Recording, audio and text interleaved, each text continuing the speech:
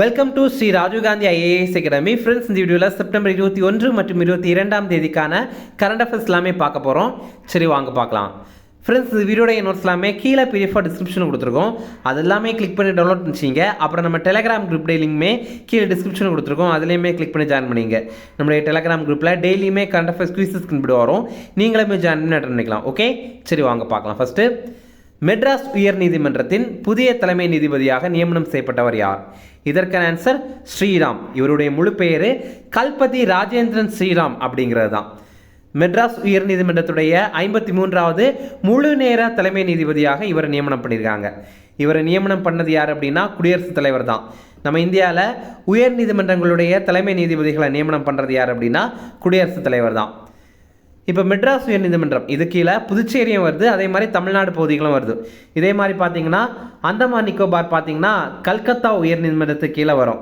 இதே மாதிரி லட்சத்தீவு வந்து கேரளா உயர் நீதிமன்றத்துக்கு கீழே வரும். இந்த மாதிரி எந்தெந்த உயர் நீதிமன்றம் கீழே என்னென்ன ஏரியா வருது அப்படிங்கிறதெல்லாம் நம்ம வந்து தெரிஞ்சு வச்சுக்கணும். அதெல்லாமே எக்ஸாமில் முக்கியமாக கேட்குற கொஸ்டின். ஓகே, இப்போது மெட்ராஸ் உயர் நீதிமன்ற தலைமை நீதிபதி இப்போது KR ஸ்ரீராம் அப்படிங்கிறவரை நியமனம் பண்ணிக்காங்க. இவருடைய முழு பேர் தான் கல்பதி ராஜேந்திரன் ஸ்ரீராம் அப்படிங்கிறது தான். ஓகேவா? இதே மாதிரி நம்ம இந்தியாவில் மொத்தமாக 8 நீதிமன்றங்களுடைய தலைமை நீதிபதி வந்து நியமனம் பண்ணியிருக்காங்க. 8 உயர் நீதிமன்றங்களுடைய தலைமை நீதிபதியை குடியரசுத் தலைவர் திரௌபதி முர்மு அவர்கள் வந்து நியமனம் பண்ணியிருக்காங்க. அதில் ஒன்று பார்த்தீங்க அப்படின்னா மெட்ராஸ் உயர் நீதிமன்றத்துடைய தலைமை நீதிபதியாக KR ஸ்ரீராம் அப்படிங்கிறவரை நியமனம் பண்ணியிருக்காங்க. இதே மாதிரி இமாச்சல பிரதேசத்துடைய உயர் நீதிமன்ற தலைமை நீதிபதியாக ராஜீவ் சக்தர் அப்படிங்கிறவரை நியமனம் பண்ணியிருக்காங்க. அப்புறம் டெல்லி உயர் நீதிமன்றத்துடைய தலைமை நீதிபதியாக மன்மோகன் சிங் அப்படிங்கிறவரை நியமனம் பண்ணியிருக்காங்க. இந்த மன்மோகன் சிங் அப்படிங்கிறவர் நம்ம இந்தியாவுடைய முன்னாள் பிரதமர் கிடையாது, இது வேற ஒருத்தர், அதே பேரில் இருக்கிற வேற ஒருத்தர், அவ்வளோதான். அதே மாதிரி பார்த்தீங்கன்னா மத்திய பிரதேசத்துடைய உயர் நீதிமன்ற தலைமை நீதிபதியாக சுரேஷ்குமார் கெய்த் அப்படிங்கிற ஒருத்தரை நியமனம் பண்ணியிருக்காங்க. ஜார்க்கண்ட் உயர் நீதிமன்றத்துடைய தலைமை நீதிபதியாக ராமச்சந்திர ராவ் அப்படிங்கிறவரை நியமனம் பண்ணியிருக்காங்க. கேரள உயர் நீதிமன்றத்துடைய தலைமை நீதிபதியாக நிதின் மதுகர் ஜாம்தார் அப்படிங்கிறவரை நியமனம் பண்ணியிருக்காங்க. அப்புறம் ஜம்மு காஷ்மீர் மற்றும் லடாக் உயர் நீதிமன்றத்துடைய தலைமை நீதிபதியாக தாஷி ரப்ஸ்தான் அப்படிங்கிறவரை நியமனம் பண்ணியிருக்காங்க. மேகாலயாவுடைய உயர் நீதிமன்றத்துடைய தலைமை நீதிபதியாக இந்திரா பிரசன்னா முகர்ஜி அப்படிங்கிறவங்கள நியமனம் பண்ணியிருக்காங்க. இப்போ பார்த்தீங்கன்னா நம்ம தமிழ்நாட்டில் TNUSRB எக்ஸாம், அதுக்கப்புறம் TNPSC எக்ஸாம் எழுதுறீங்க அப்படின்னா நம்ம மெட்ராஸ் உயர் நீதிமன்றத்துடைய தலைமை நீதிபதி தான் கேட்பாங்க. அதே நேரம் நீங்கள் சென்ட்ரல் கவர்மெண்ட் எக்ஸாம் எழுதுறீங்க அப்படின்னா உங்களுக்கு இதில் இருக்க எல்லா பேரையுமே நீங்கள் படிச்சு வச்சுக்கீங்க. ஓகே, அடுத்தது, இந்திய விமானப்படையின் அடுத்த தலைமை தளபதியாக தேர்வு செய்யப்பட்டவர் யார்? இதற்கான ஆன்சர் அமர்பிரீத் சிங். இப்போ பார்த்தீங்க அப்படின்னா இந்திய விமானப்படையுடைய அடுத்த தலைமை தளபதியாக அமர்பிரீத் சிங் அப்படிங்கிறவரை நியமனம் பண்ணியிருக்காங்க. அமர்பிரீத் சிங் இப்போ இவர் விமானப்படையுடைய துணை தலைமை தளபதியாக இருக்கிறாரு. இவர் இந்த ஆண்டு செப்டம்பர் 30ஆம் தேதி தான் விமானப்படையுடைய தலைமை தளபதியாக பொறுப்பேற்பார். அப்போது இப்போ வரைக்கும் யார் இருக்காங்க அப்படின்னா விவேக் ராம் சௌத்ரி அப்படிங்கிறவர் தான் இருக்கிறாரு. அவர் இந்த டைமில் வந்து ஓய்வு பெற்றுவார். அதுக்கப்புறம் தான் இந்த அமர்பிரீத் சிங் அப்படிங்கிறவர் தலைமை வந்து வகிப்பார். நம்ம இந்தியாவுடைய இராணுவ தளபதி யார் அப்படின்னா உபேந்திர துவேதி அப்படிங்கிறவர். நம்ம இந்தியாவுடைய கடற்படை தளபதி யார் அப்படின்னா தினேஷ் திரிபதி அப்படிங்கிறவர். நம்ம இந்தியாவுடைய முப்படை தலைமை தளபதி யார் அப்படின்னா அனில் சௌஹான் அப்படிங்கிறவர். ஓகேவா? இதெல்லாமே ரொம்ப முக்கியமானது, எல்லாமே கண்டிப்பாக படிச்சு வச்சிங்க. அடுத்தது, இது ரொம்ப ரொம்ப முக்கியமானது, குவாட் உச்சி மாநாடு 2024 எங்கே நடைபெற உள்ளது? இதற்கான ஆன்சர் வில்மிங்டன். இதை பாருங்கள், ஆப்ஷன் டியில் இருக்கிற வில்மிங்டன் அப்படிங்கிறது தான் ஆன்சர். ஆப்ஷன் ஏல இருக்கிறது பாருங்கள் விம்பிள்டன். கிட்டத்தட்ட ரெண்டுமே ஒரே மாதிரி இருக்குல்ல, நம்ம வந்து கன்ஃபியூஸ் ஆகக்கூடாது. விம்பிள்டன் அப்படிங்கிறது இங்கிலாந்தில் இருக்குது, வில்மிங்டன் அப்படிங்கிறது அமெரிக்காவில் இருக்குது. ஓகேவா? இப்போ இந்த வில்மிங்டனில் தான் இந்த குவாடுடைய உச்சி மாநாடு நடைபெறுது. ஓகே, இப்போது குவாட் இதோடைய உச்சி மாநாடு இந்த முறை அமெரிக்காவுடைய டெலாவர் மாகாணத்தில் இருக்கிற வில்மிங்டன் அப்படிங்கிற பகுதியில் தான் நடைபெறுது. குவாட் அப்படிங்கிறது 4 நாடுகளுடைய கூட்டமைப்பு, இந்தியா, அமெரிக்கா, ஜப்பான், ஆஸ்திரேலியா.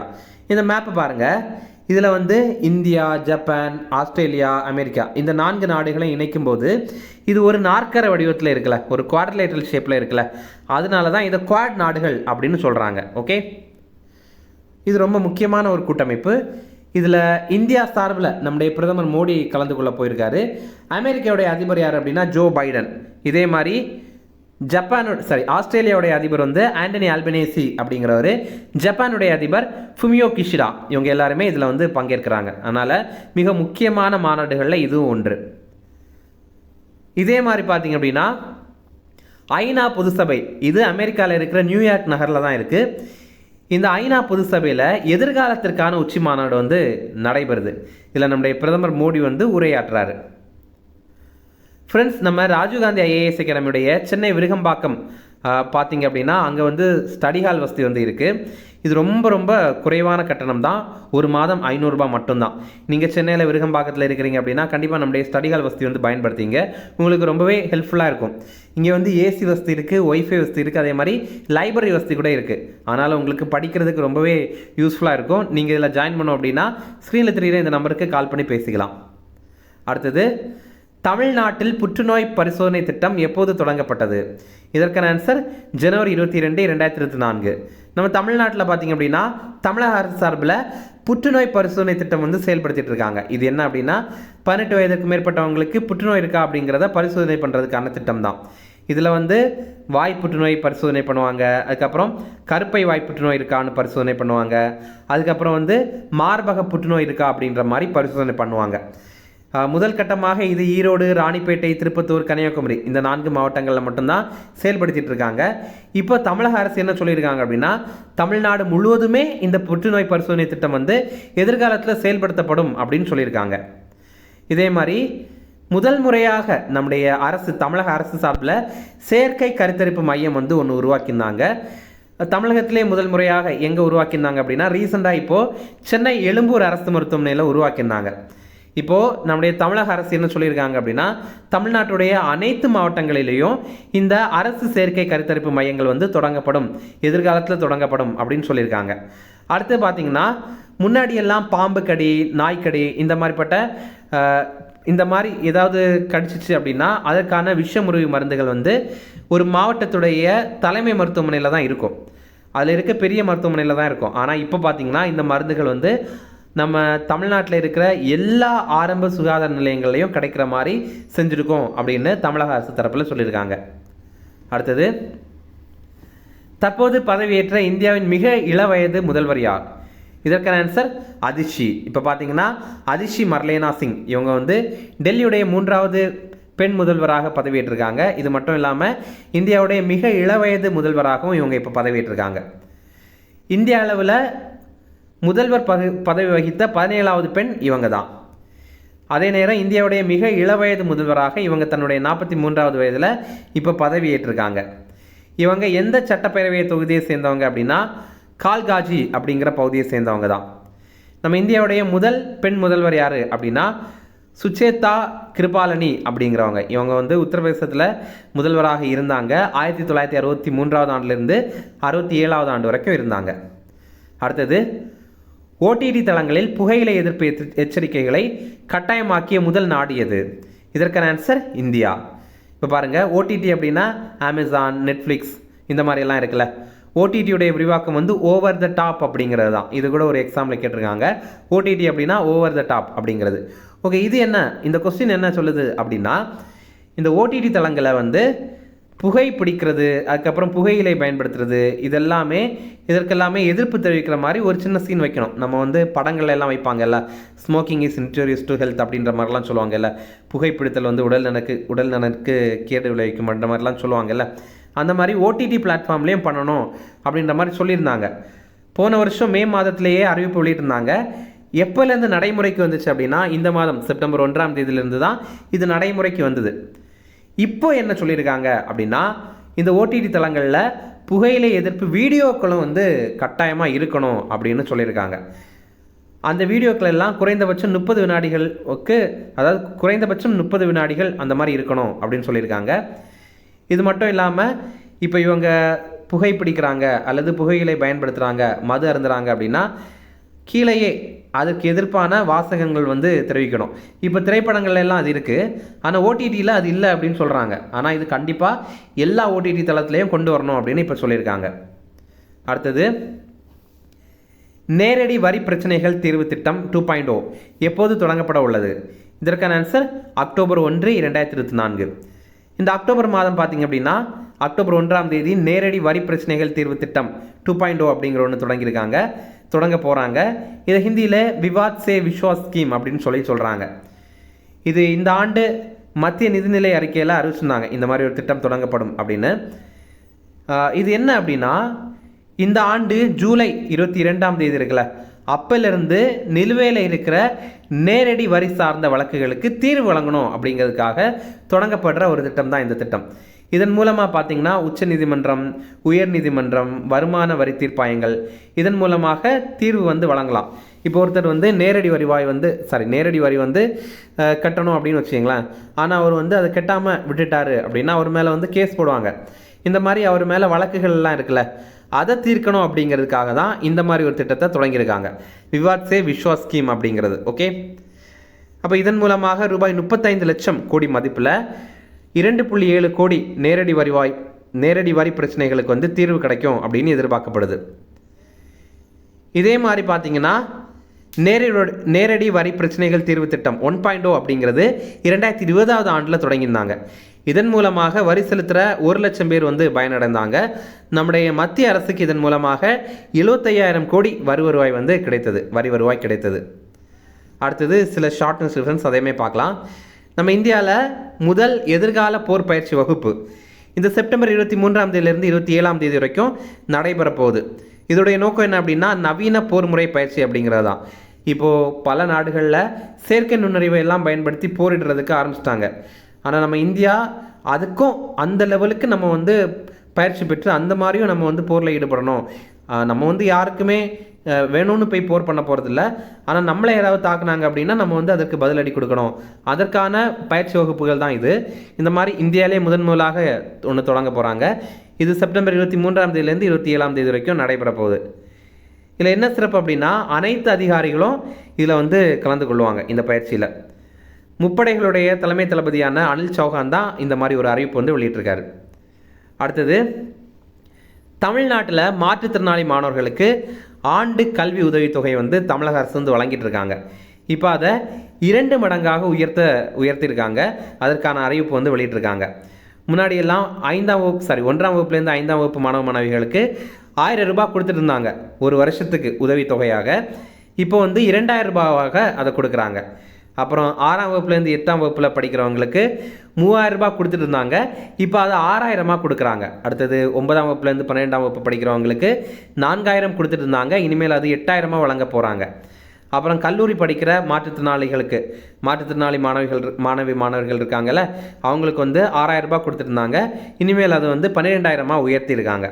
இதே மாதிரி தொழிற்கல்வி, பட்ட மேற்படிப்பு இதெல்லாம் படிக்கிறாங்கல்ல, அவங்களுக்கு இது வரைக்கும் 7000 ரூபாய் கொடுத்துட்டு இருந்தாங்க. இனிமேல் அதை 14000 ரூபாயாக உயர்த்தியிருக்காங்க. இதெல்லாமே மாற்றுத்திறனாளி மாணவர்களுக்கானது தான். ஓகே, அடுத்து பார்த்தீங்கன்னா கங்கை கொண்டான் சிப்காட் தொழில் பூங்கா, இது திருநெல்வேலி மாவட்டத்தில் இருக்குது. இங்கே இப்போ 500 பெண் பணியாளர்களுக்கு தங்குற வசதி ஏற்படுத்துறதுக்காக ஒரு ஒப்பந்தம் போட்டிருக்காங்க. இதற்காக Tamil Nadu industrial housing private limited அப்படிங்கிற நிறுவனமும் டாடா பவர் நிறுவனமும் ஒரு ஒப்பந்தம் போட்டிருக்காங்க. ஓகே, அடுத்து பார்த்திங்க அப்படின்னா நேற்றுக்கு உள்ள கரண்ட் அஃபேர்ஸில் நம்ம ஒரு 5 கொஸ்டின் கேட்டிருந்தோம். அந்த 5 கொஸ்டின் கரெக்டாக ஆன்சர் பண்ணுங்கள் அப்படின்ற மாதிரி சொல்லியிருந்தோம். அதில் நிறைய பேர் கரெக்டாக ஆன்சர் பண்ணியிருந்தீங்க. அவங்க எல்லாருக்குமே வாழ்த்துக்கள். யாரெல்லாம் கரெக்டாக ஆன்சர் பண்ணியிருந்தாங்க அப்படின்னா, சூரிய பிரகாஷ் ஜி, அப்புறம் பிரதீஷ் எம், அப்புறம் வெங்கடேசன் செல்வராசு அவர், அதுக்கப்புறம் பிரதீப் குமார், அதுக்கப்புறம் ஹரிஹரன், அதுக்கப்புறம் அஜித், இவங்க எல்லாருமே ஆன்சர் பண்ணியிருந்தாங்க. எல்லாருக்குமே வாழ்த்துக்கள். இதில் நீங்கள் எல்லா கொஸ்டினுக்கும் கரெக்டாக ஆன்சர் சொல்லலை அப்படின்னா கூட உங்களுக்கு தெரிஞ்ச அளவுக்கு நீங்கள் சொல்லுங்கள், அதுவே பெரிய விஷயம்தான். ஓகேவா, 5 கொஸ்டினுமே சில நேரங்களில் தெரியாமல் கூட இருக்கலாம். ஆனால் நீங்கள் உங்களுக்கு தெரிந்த அளவுக்கு சொல்லுங்கள். ஓகே, இப்போ நம்ம நேற்றுக்கு கேட்ட கொஸ்டின் என்ன, அதற்கான ஆன்சர் என்ன அப்படிங்கிற பார்க்கலாம். அயோத்தி ராமர் கோயில் எந்த நதிக்கரையில் அமைந்துள்ளது? இதற்கான ஆன்சர் சரையு நதிக்கரை. அடுத்தது, இந்தியாவின் 75வது குடியரசு தின விழா சிறப்பு விருந்தினர் யார்? இதற்கான ஆன்சர் இமானுவேல் மேக்ரான். அடுத்தது, எக்ஸ்போசாட் செயற்கைக்கோளின் நோக்கம் என்ன? இது எக்ஸ்ரே ஆய்வு, அதாவது கருந்துளைகள் இருக்குல்ல, பிளாக் ஹோல், அதிலிருந்து வர எக்ஸ்ரே ஆய்வு பண்ணுறதுக்காக நம்ம இந்தியாவிலிருந்து அனுப்பப்பட்ட இந்த திட்டம் தான் இந்த எக்ஸ்போசாட் செயற்கைக்கோள் திட்டம். அடுத்தது, திருஷ்டி 10 ஸ்டார்லைனர் அப்படிங்கிறது என்ன அப்படின்னா, இது ஒரு ஆளில்லா விமானம், இது ஒரு ட்ரோன் தான். ஓகேவா. அடுத்தது, டிஆர்டிஓ அமைப்பு உருவாக்கிய உக்ரம் என்பது என்ன அப்படின்னா இது ஒரு துப்பாக்கி. சரியா? இப்போது இன்றைக்கான 5 கரண்ட் அஃபேர்ஸ் கொஸ்டின் இது உங்களுக்கு தெரியும் அப்படின்னா கமெண்ட்ஸில் ஆன்சர் பண்ணுங்கள். ஃபஸ்ட்டு, இந்தியாவின் சிறந்த கல்வி நிலையங்கள் பட்டியலில் முதலிடம் பிடித்த நிறுவனம் எது? ஓகேவா? இது வந்து ஒட்டுமொத்த பிரிவில் தான் நம்ம கேட்குறோம், ஓவரால் கேட்டகரியில் தான் கேட்குறோம். அடுத்தது, இந்தியாவின் தூய்மையான நகரங்கள் விருது 2023 முதலிடம் பெற்ற நகரங்கள் எவை? மொத்தமாக 2 நகரங்கள் வந்து முதலிடம் பெற்றிருப்பாங்க. இது ரொம்ப முக்கியமான கொஸ்டின், கண்டிப்பாக ஆன்சர் பண்ணுங்கள். அடுத்தது, தமிழ் எழுத்துக்களால் வடிவமைக்கப்பட்ட திருவள்ளுவர் சிலை எங்கு அமைக்கப்பட்டது? இதற்குமே ஆன்சர் பண்ணுங்கள். அடுத்தது, தமிழ்நாடு உலக முதலீட்டாளர்கள் மாநாடு 2024 இந்த ஜனவரியில் நடைபெற்றது. அது எங்கு நடைபெற்றது அப்படிங்கிறது சொல்லுங்கள். அடுத்தது, கலைஞர் நூற்றாண்டு ஜல்லிக்கட்டு அரங்கம் எங்கு திறக்கப்பட்டது? இதுவுமே கமெண்ட்ஸில் சொல்லுங்கள். கண்டிப்பாக உங்களுடைய பேரையுமே மென்ஷன் பண்ணி சொல்லுங்கள். அப்போ தான் நாளைக்கு வந்து இந்த மாதிரி உங்களுடைய பேரை சொல்லி உங்களுக்கு பாராட்டுதல் வந்து தெரிவிக்க முடியும். ஓகே, இனி ரிவிஷன் பார்க்கலாம். மெட்ராஸ் உயர்நீதிமன்றத்தின் புதிய தலைமை நீதிபதியாக நியமனம் செய்யப்பட்டவர் யார்? இதற்கான ஆன்சர் ஸ்ரீராம். அடுத்தது, இந்திய விமானப்படையின் அடுத்த தலைமை தளபதியாக தேர்வு செய்யப்பட்டவர் யார்? இதற்கான ஆன்சர் அமர்பிரீத் சிங். அடுத்தது, குவாட் உச்சி மாநாடு 2024 எங்கு நடைபெற உள்ளது? இதற்கான ஆன்சர் வில்மிங்டன். அடுத்தது, தமிழ்நாட்டில் புற்றுநோய் பரிசோதனை திட்டம் எப்போது தொடங்கப்பட்டது? இதற்கான ஆன்சர் ஜனவரி 22 2024. அடுத்தது, தற்போது பதவியேற்ற இந்தியாவின் மிக இளவயது முதல்வர் யார்? இதற்கான ஆன்சர் அதிஷி. அடுத்தது, ஓடிடி தளங்களில் புகையிலை எதிர்ப்பு எச்சரிக்கைகளை கட்டாயமாக்கிய முதல் நாடு எது? இதற்கான ஆன்சர் இந்தியா. அடுத்தது, நேரடி வரி பிரச்சனைகள் தீர்வு திட்டம் 2.0 எப்போது தொடங்கப்பட உள்ளது? இதற்கான ஆன்சர் அக்டோபர் 1. அவ்வளோதான் ஃப்ரெண்ட்ஸ். இந்த வீடியோ பிடிச்சிருந்தா கண்டிப்பாக லைக் பண்ணுங்கள். நம்ம கேட்ட கொஸ்டின்ஸுக்கு கரெக்டாக ஆன்சர் பண்ணுங்கள். ஓகேவா? உங்கள் நண்பர்களுக்குமே இந்த வீடியோ ஷேர் பண்ணுங்கள். கண்டிப்பாக அவங்களுக்கும் பயனுள்ளதாக இருக்கும். தேங்க்யூ. சென்னை ஸ்ரீ ராஜீவ் காந்தி IAS அகாடமியில UPSC, TNPSC Group 1, Group 2 மற்றும் TNPSC civil judge, APP exam உட்பட police sub inspector, field surveyor, land draftsman ஆகிய பணிகளுக்கான சிறப்பு கோச்சிங்ல ஜாயின் பண்ணுங்க. 100% பாஸ் பண்ணுங்க, அரசு அதிகாரி ஆயிடுங்க.